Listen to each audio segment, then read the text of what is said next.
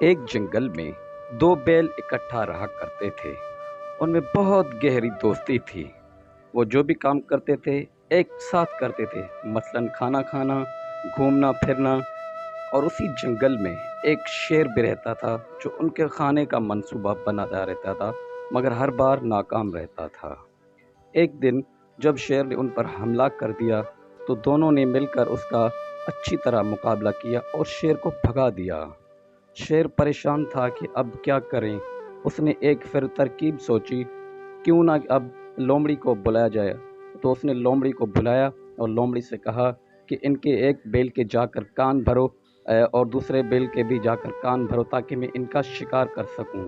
لومڑی آئی اور بیل سے کہنے لگی، پیارے بیل، تو جو تیرا دوست ہے، تجھے شیر جب بھی آتا ہے تو تجھے آگے کیوں کر دیتا ہے اور خود پیچھے کیوں ہٹ جاتا ہے؟ تمہیں مروانے کے لیے کیوں یہ تلا ہے؟ تو بیل نے کہا کہ مجھے نہیں پتا کہ ویسا کیوں ہے۔ تو لومڑی نے کہا کہ وہ تیرا دشمن بن چکا ہے، وہ تجھے مارنے کی سوچ رہا ہے، تو تم سمجھ نہیں رہے؟ تو بیل نے کہا کہ اب کیا کرنا چاہیے؟ تو بیل نے کہا کہ مجھے بھی کچھ اس میں ایسا لگ رہا ہے کہ وہ مجھے مارنے کے لیے تلا ہے۔ تو بیل بہت پریشانی کے عالم میں ہرنی کے پاس آیا اور سارا ماجرا سنا ڈالا۔ تو ہرنی یہ سارا سن کر ہرنی بولنے لگی کہ ایسا کوئی بھی مسئلہ نہیں ہے، یہ تمہیں الگ کرنے کے لیے سوچ رہے ہیں، پریشانی کی کوئی بھی بات نہیں ہے۔ تو بیل یہی سوچ رہا تھا کہ ایک دن بیل نے لومڑی کی باتوں میں آ کر الگ ہو گئے۔ تو شیر بہت خوش ہوا، شیر اسی انتظار میں تھا کہ یہ دونوں الگ ہو جائیں۔ ایک دن شیر گیا، ایک بیل پر حملہ کر دیا اور اس کو کھا کر چٹ کر گیا۔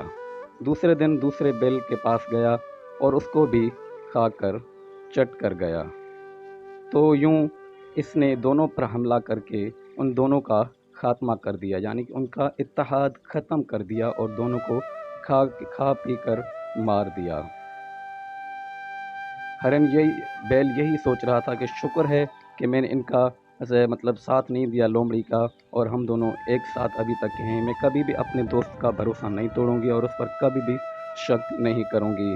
تو اللہ نے ہمیں اس سے بچا لیا۔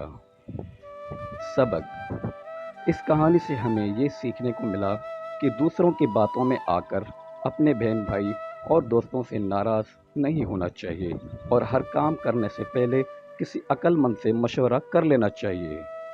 حضرت موسیٰ اشعری رضی اللہ تعالیٰ فرماتے سے روایت ہے کہ سید المرسلین صلی اللہ علیہ وآلہ وسلم نے ارشاد فرمایا کہ ایک مسلمان دوسرے مسلمان کے لیے عمارت کی طرح ہے، جس کی ایک اینٹ دوسری اینٹ کو مضبوط